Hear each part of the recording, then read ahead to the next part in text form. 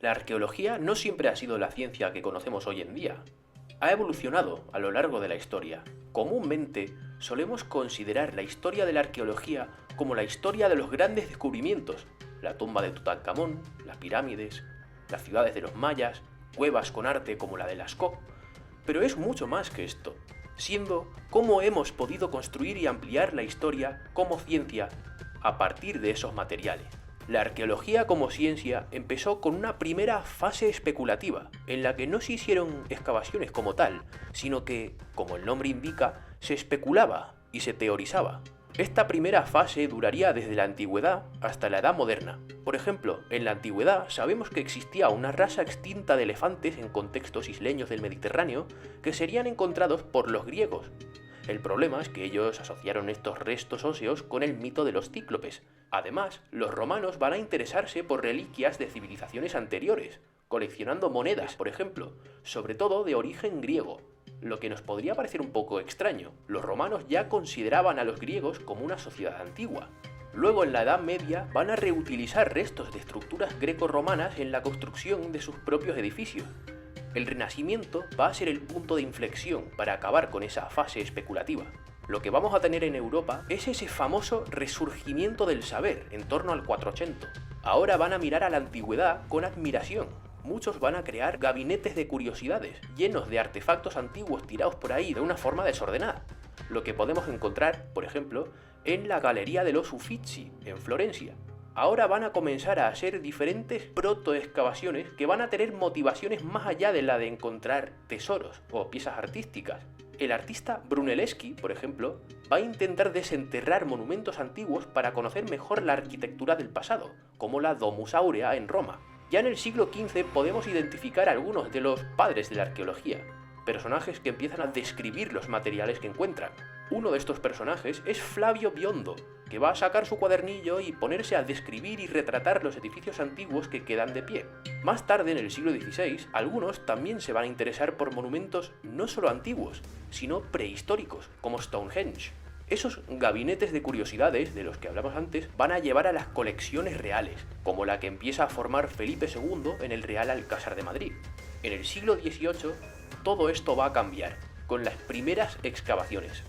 Thomas Jefferson va a ser quien, en 1784, va a realizar la primera excavación científica, cavando una sección que va a atravesar un túmulo indio en Luisiana, que todos pensaban que había sido construido por una raza mítica prehumana, con Jefferson demostrando totalmente lo contrario cuando se descubrieron huesos humanos en las capas inferiores.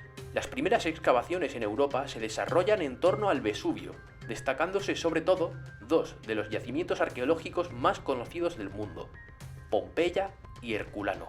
En el año 1710, el príncipe de Lorena se va a enterar del descubrimiento de diferentes piezas de mármol en las proximidades del yacimiento de Herculano, y este va a explorar esa zona para recuperar este mármol mediante pozos y túneles. El príncipe tuvo bastante suerte porque en una de estas galerías interpretó precisamente el antiguo teatro de la ciudad de Herculano.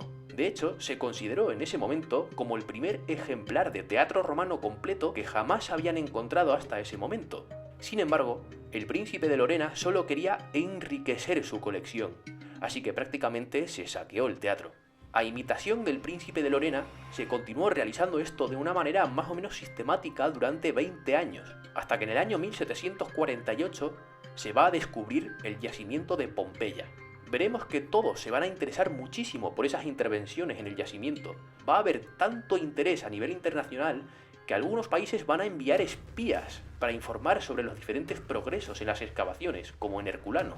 Es en este momento cuando llega este señor, Johann Joachim Winckelmann, que era una de estas personas que precisamente pagaba a distintas personas para que le informaran sobre lo que estaban llevando a cabo en estos yacimientos.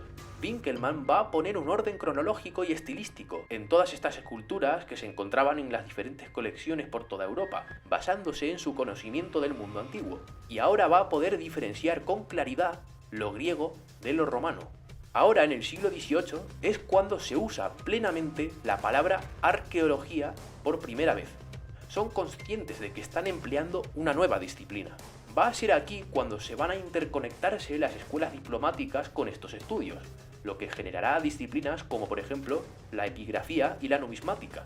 Se van a nacionalizar las grandes colecciones de antes, van a juntar todo lo que tenían ahí metido en las colecciones reales y en los gabinetes y van a fundar museos, como el Museo del Louvre o el Museo Británico. Estas instituciones no van a ser simples almacenes de tesoros, sino que van a actuar como auténticos focos de investigación.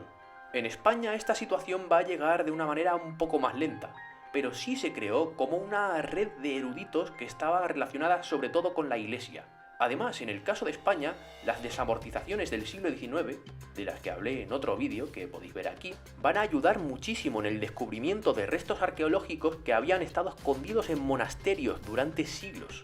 El siglo XX se inició con desarrollos radicales en el campo. La publicación en 1904 de Methods and Aims in Archaeology del egiptólogo Flinders Petrie desarrolló un método sistemático para la excavación, y hallazgos enormes como el descubrimiento en 1922 de la tumba de Tutankamón por Howard Carter en el Valle de los Reyes, en Egipto, ayudaron a popularizar la arqueología por todo el mundo. A partir de entonces, la arqueología ya era, por fin, una auténtica disciplina académica.